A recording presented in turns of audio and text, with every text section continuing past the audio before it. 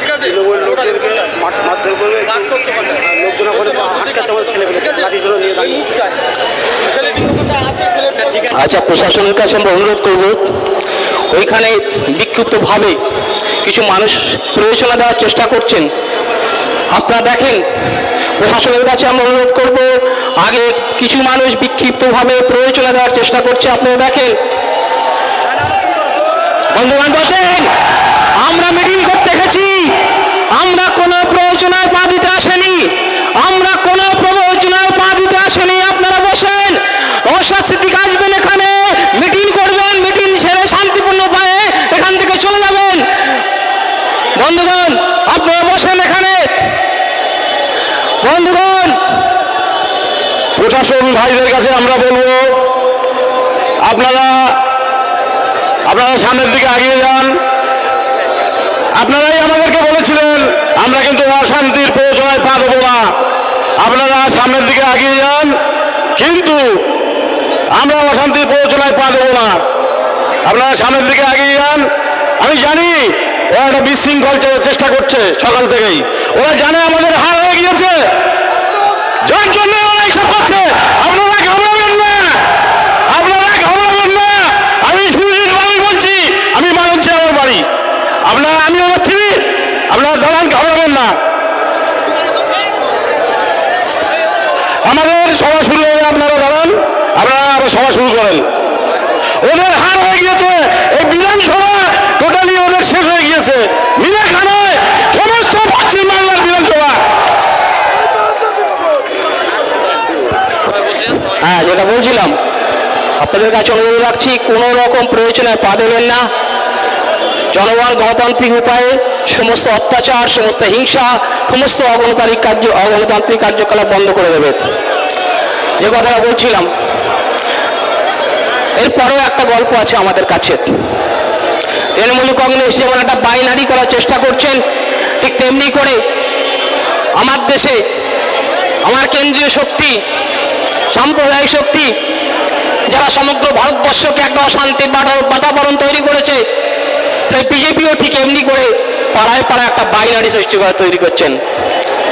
তারা বলতে চাইছেন যে বিজেপি মানে হিন্দুদের দল, বিজেপি যদি ক্ষমতায় আসে ভারতবর্ষে নাকি পশ্চিমবঙ্গে হিন্দুরা ক্ষমতা আসবে।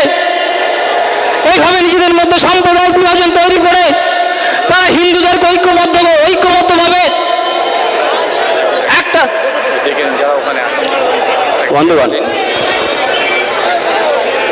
যারা, আমি প্রতীক মণ্ডলের কথা বলছি, আমার সহকর্মী যারা আজকে আমাদের মিটিংয়ে এসছেন, আমার অনুরোধ, আমরা মিনাখায় শান্তি প্রতিষ্ঠা করার লড়াই নেমেছি, আমরা মিনাখায় সুশৃঙ্খল সংবিধান প্রতিষ্ঠা করার লড়াই নেমেছি, আমরা আমাদের গণতান্ত্রিক অধিকার প্রতিষ্ঠা করার লড়াই নেমেছি। তাই আমার সবার কাছে অনুরোধ, কোনো রকম প্রয়োজনায় আপনারা পা দেবেন না। আমি কলেজেও আপনাদের অনুরোধ করছি, আপনারা ফিরে আসুন। যারা ব্রিজের মুখের দিকে মুখ করেছেন, প্রশাসনিক যারা কর্তারা আছেন তাদের সঙ্গে সহযোগিতা করুন। তারা আমাদের আশ্বস্ত করেছেন, তারা আমাদের সাথে আছেন, তারা সমস্ত কিছু দেখছেন। আমার অনুরোধ আপনাদের কাছে, আমি কলেজের আপনাদের কাছে অনুরোধ করছি, আপনারা ফিরে আসুন, প্রশাসনিক কর্তাদের সঙ্গে সহযোগিতা করুন। এই লড়াই আমরা নেমেছি, এই লড়াই আমাদের লড়াই, এই লড়াই আমরা শেষ পর্যন্ত লড়ব, কিন্তু শান্তিপূর্ণভাবে। এই লড়াই লড়বো আমরা শান্তিপূর্ণভাবে, প্রশাসনকে সহযোগিতা করে। আপনারা ফিরে আসুন। প্রশাসনিক তাদের দায়িত্ব যদি করতে পারেন, না করতে পারে, আইনানুগ ব্যবস্থা নেবো আমরা আইনের সাথে লড়বো তাদের বিরুদ্ধে। সবাইকে অনুরোধ করছি, আপনারা ফিরে আসুন, আমরা বক্তব্য ফিরব। কথা বলছিলাম যে বাইনারি বিজেপি সম্প্রদায়, বিজেপির যে সাম্প্রদায়িক রাজনৈতিক দল গ্রামে গঞ্জে পাড়ায় পাড়ায় ঢুকে করার চেষ্টা করছেন, সেটা আরো ভয়ঙ্কর, আরো বিভৎস চিত্র।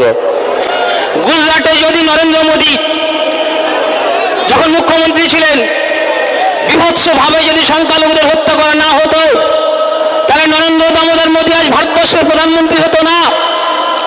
নরেন্দ্র দামোদর মোদী যাই করেন, নাগপুরে আরএসএস দপ্তরের মোহন ভাগবতের সিদ্ধান্তই কার্যকারী করে। আর আমার রাজ্যে মোহন ভাগবতের লেখা ডায়লগ, মোহন ভাগবতের লেখা ডায়লগ, এখানে দুটো চরিত্রে দুটো রাজনৈতিক দল অভিনয় করেন। একটা হচ্ছে তৃণমূল কংগ্রেস, আর একটা হচ্ছে আমাদের রাজ্যের সাম্প্রদায়িক বিজেপি। মনে রাখতে হবে, প্রত্যেকটা কারণে আমরা বারবার দেখেছি নওশাদ সিদ্দিকী গণতান্ত্রিক আন্দোলন করে মুসলিম একটা রক্ষণশীল পরিবারের সন্তান হওয়ার সত্ত্বেও যাদেরকে বাংলা বিহার আসামের মানুষ এক মাথা নিচু করে শ্রদ্ধা জানায়, তাদের পরিবারের ছেলে নওশাদ সিদ্দিকীকে মাসের পর মাস জেলের মধ্যে রেখে নওশাদ সিদ্দিকী মমতা ব্যানার্জি যেটাই প্রমাণ করলেন যে আমার ঊর্ধ্বে পশ্চিমবঙ্গে কেউ নেই।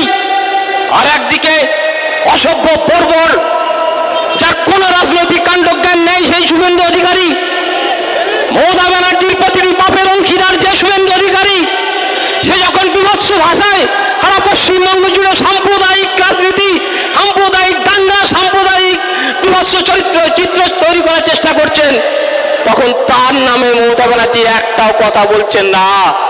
এটা বুঝে নিতে হবে। নাগপুরের লেখা ডায়লগ, দুটো চরিত্রে দুজন অভিনয় করছেন। অভিনয়ের এই বাইরে রাজনীতি আমাদের ভাঙতে হবে। আমি হিন্দু ভাইদের কাছে অনুরোধ করব, এই যে মনুবাদী আরএসএস যে ধর্মীয় সংগঠন, এই সংগঠন কখনো মিনাখা, এই সংগঠন কখনো সন্দেশকালীর পিছিয়ে পড়া হিন্দু সম্প্রদায়ের জন্য হতে পারে না। ভারতবর্ষের রাষ্ট্রপতি সে ধর্মীয়গতভাবে সেও হিন্দু পরিবারে জন্ম, কিন্তু আদিবাসী পরিবারে জন্ম হওয়ার জন্য তার নিজের ভবন উদ্বোধন করার ক্ষেত্রে তার সেখানে স্থান হয় না, অথচ সেই ভারতবর্ষের 1 নম্বর নাগরিক। রাম মন্দির তৈরি করলেন আরএসএস দপ্তর লোক, বিজেপি রাম মন্দিরকে ভাঙিয়ে সমগ্র পিছিয়ে পড়া হিন্দু মানুষদের ভোট চাইলেন, তারা ভোট দিলেন, কিন্তু সেই রাম মন্দির যখন উদ্বোধন হচ্ছে তখন সমাজের একটা শ্রেণী মাত্র সেখানে উপস্থিত থাকবে, হিন্দুদের অধিকাংশ শ্রেণী যারা পিছিয়ে পড়া মানুষ তারা সেখানে উপস্থিত থাকার অধিকার। সকালে মঞ্চ বাঁধার সময় আজকে কয়েকজন আমরা ছিলাম, ওরা খুব ঘোরাঘুরি করছিল, এর আগেও করেছিল, কিন্তু এখানে ঢুকতে পারেনি। তার কারণ আমরা এখানে সততার সঙ্গে মানুষের ভোট অধিকার কেড়ে নেওয়ার স্বার্থে ওরা এসব ঘুরছে। কারণ আমরা মানুষকে বোঝাবো, মানুষকে বুঝিয়ে আমরা আমাদের জায়গায় আনবো। বেশি কিছু বলবো না। এরা উন্নয়নের স্বার্থে বামপন্থীদের তাড়িয়েছিল। শিল্প হচ্ছে ভবিষ্যৎ, শিক্ষা, শিল্প এবং সবকিছু এরা জলাঞ্জলি দিয়ে আজকে প্রত্যেকের হাতে বন্দুক এবং বোমা তুলে দিয়েছে। আজকে উন্নয়ন যা করেছে বামপন্থীরা করে গিয়েছে, স্কুল কলেজগুলো, এখানে যে ব্রিজ হয়েছে আপনারা দেখতে পাচ্ছেন, ওরা কিছুই করেনি। আজকে মালঞ্চ বাজারে একটা সাইডে ড্রেন করেছে বামপন্থীরা, ওরা কিন্তু কোনো ড্রেনও করেনি। আজকে পথের সাথী এখানে একটা তৈরি হলো, আপনারা দেখতে পাচ্ছেন এই পথের সাথীতে কি তৈরি হচ্ছে। আজকের বামপন্থী আমাদের এমএলএ কোটায় অসীম কুমার দাসের ওখানে একটা শৌচালয় হয়েছিল, সেটাকেও বিস্তৃত অবস্থা করে দিয়েছে।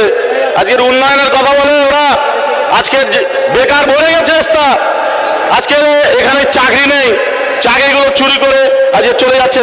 অনেক গল্প করেছে, চাকরি, শিক্ষা সব চুরি হয়ে গিয়েছে।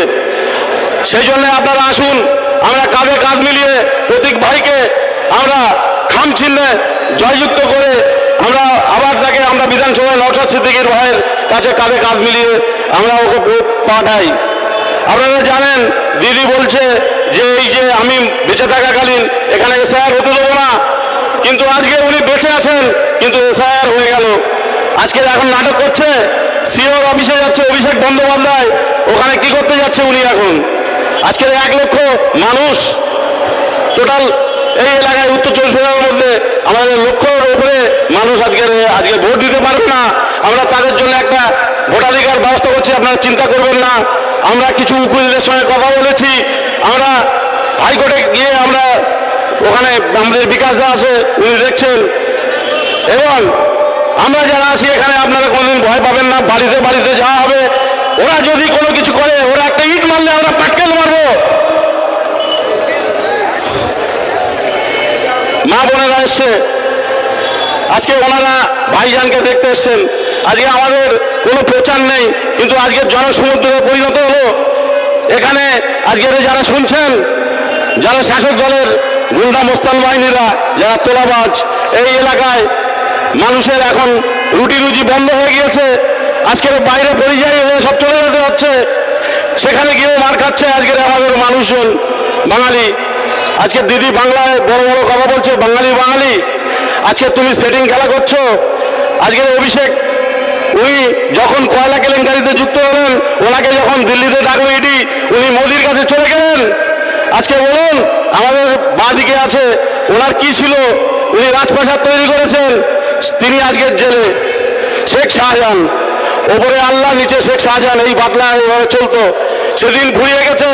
আজকের চারাম চারাম গুড় বাতাসা, উনিও আজকের কোথায় চলে গেছেন? উনিও আজকে চুপ হয়ে গিয়েছেন। আজকে গরম গরম যে জিনিস চলছিল আজকে আর নেই। মানুষ কিন্তু জনসমুদ্রে আজকে ভাসছে। খালি আমাদের ভোটটা করাতে হবে, সকাল সকাল প্রত্যেককে বোঝাতে হবে, প্রত্যেকে যেন ভোটটা দিতে পারে। এবারে আর কিন্তু 7 দফা 8 দফা ভোট নয়, 2 দফায় ভোট হবে। বন্ধুরা, আপনারা কিন্তু মনে করবেন না যে এবারে আমরা ক্ষমতায় আসবো, বসিরহাট সাব ডিভিশনে 7-0 করে আমরা দেখাবো। ভয়ের কোনো কারণ নেই। আজকে আমরা এই লড়াই আমরা চালিয়ে যাব এবং প্রদীপটাকে আমরা জিতিয়ে আমরা আবার বিধানসভায় পাঠাবো, এই বলে আমার কথা শেষ করলাম। মহিত ভাই, তুমি যদি এসে যাও, আমার মঞ্চে চলে এসো। এরপরে আমাদের বক্তা সিপিআইএম নেতৃত্ব হালুয়া ব্লকের মহিদ আলী মোল্লা।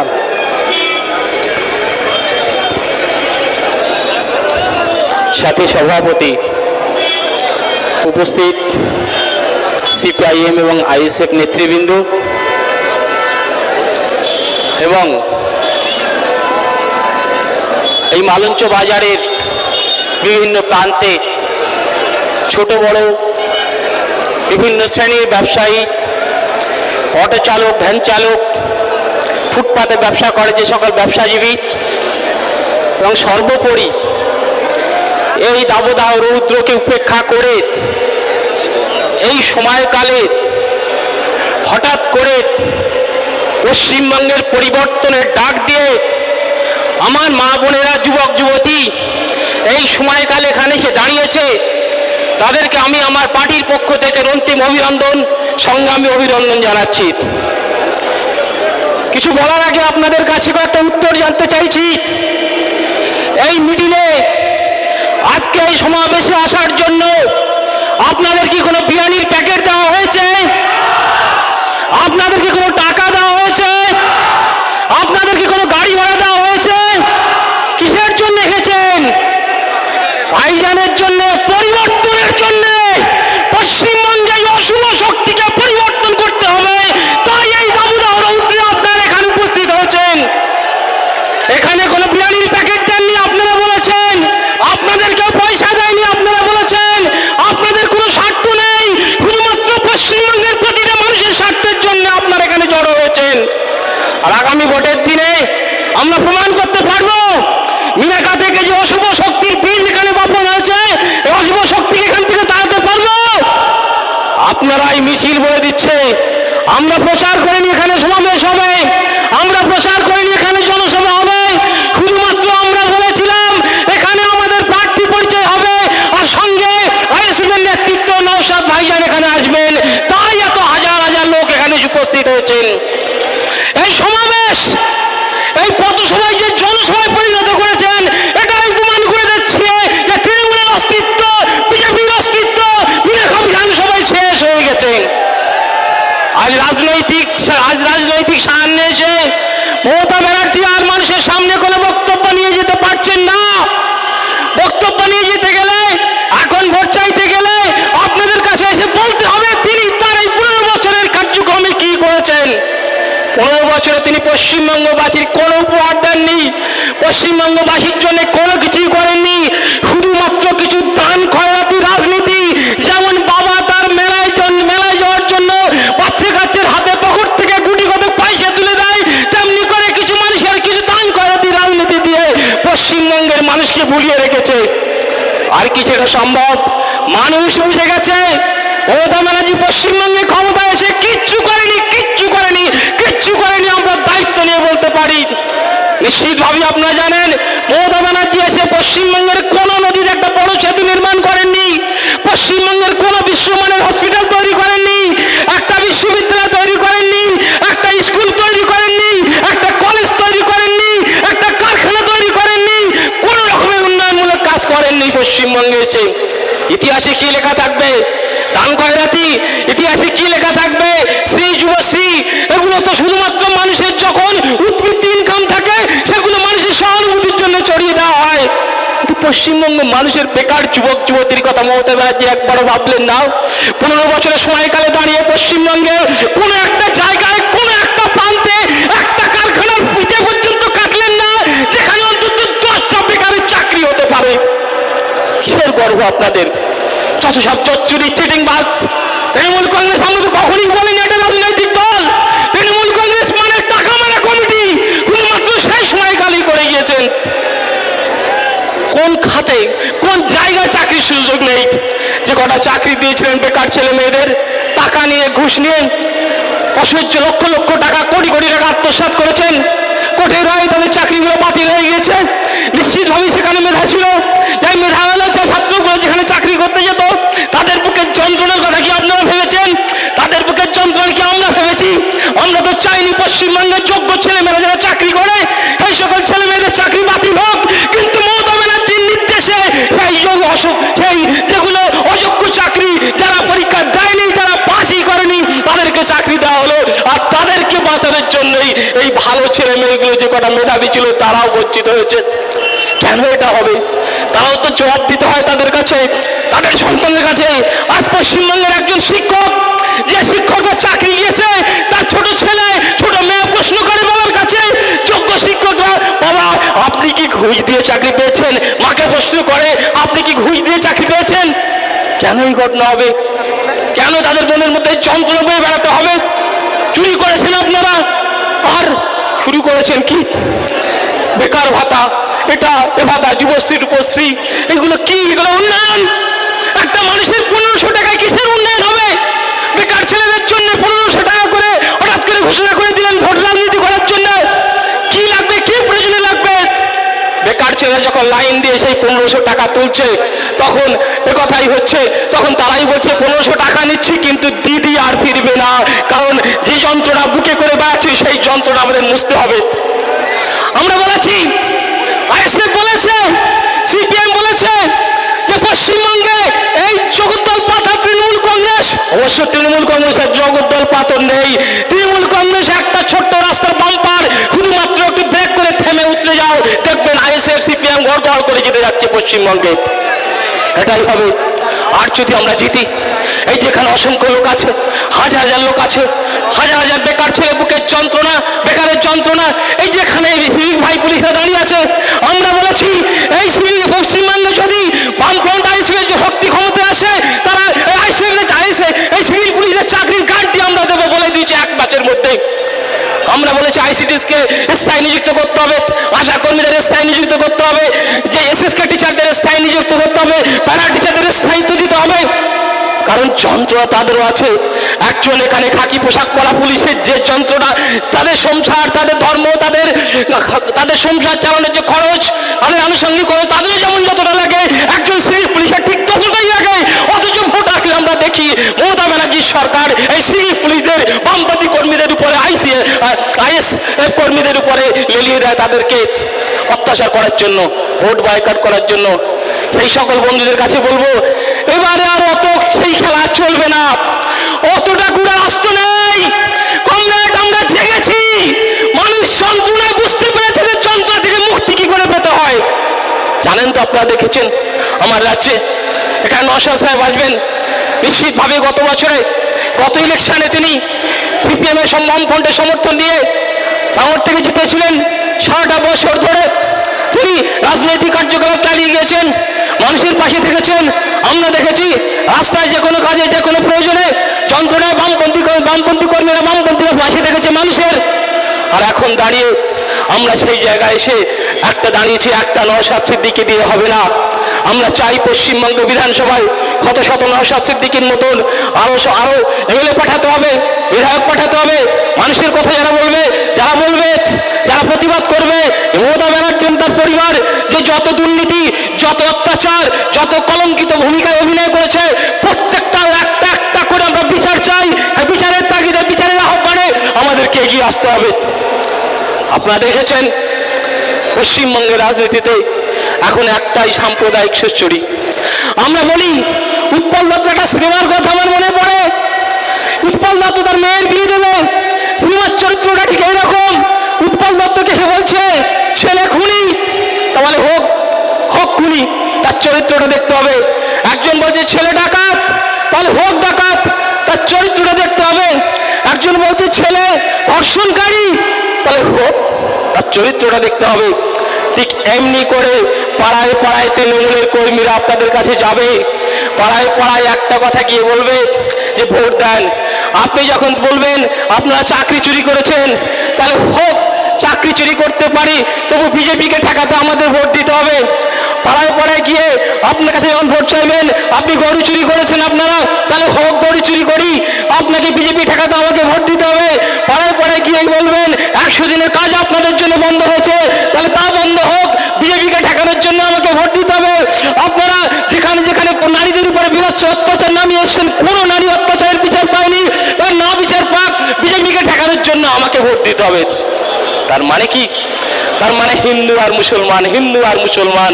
আপনার মনে এই মগজটা ঢুকিয়ে দেবে, আপনার মগজ যখন এই ধরাই হবে, পাড়ায় পাড়ায় গিয়ে শুধু বলবে বিজেপিকে ঠেকানোর জন্য আমাকে ভোট দিতে হবে। আর আমরা বলবো বিজেপিকে এনেছে কে? বিজেপিকে এনেছিলেন তো আপনি। আপনি যখন ক্ষমতায় এসেছেন 2011 সালে, বামপন্থী সরকার তখন একটা ওবিসি সম্প্রদায়ের জন্য চাকরি সংরক্ষণ করেছিলেন, সেখানে বেশিরভাগ ক্ষেত্রে সংখ্যালঘু পরিবারের ছেলেমেয়েরা থাকে। আপনি প্রথমে সেটাকে উৎখাত করে দিয়ে বললেন যে ওবিসি সম্প্রদায়ের দরকার নেই, মুসলমানদের চাকরির দরকার নেই, সংখ্যালঘু পরিবারের চাকরির দরকার নেই, পিছিয়ে পড়া মানুষের চাকরির দরকার নেই। আমি সংখ্যালঘু মানুষের জন্য 100% কাজ করেছি। আমরা তখনই বুঝেছিলাম নাগপুরের RSS দপ্তরের মোহন ভগবতের কোনো ডায়লগ